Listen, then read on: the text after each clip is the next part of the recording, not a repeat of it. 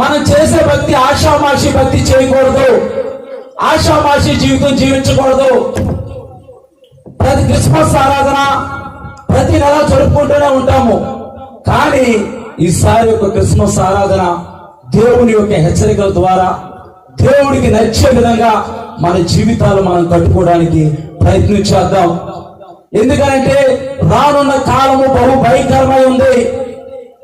రానున్న కాలము బహు ఘోరంగా మారబోతుంది. ఒక అనాలిసిస్ చెబుతున్నాడు, నేను యూట్యూబ్ లో వీడియో చూశాను. చాప కింద నీరులాగా విస్తరించబడుతుంది క్రైస్తత్వాన్ని అణిచివేయాలని. అంటే లేఖనాలు నెరవేర్చబడబడుతున్నాయి, లేఖనాలు నెరవేర్చబడుతున్నాయి. మనం ఇంకా యేసు ప్రభు పుట్టాడు, నేడు పుట్టాడు, మంచిదే. లోకరక్షకుడు పుట్టాడు, మంచిదే, కాదని అనట్లేదు. కానీ మన భక్తి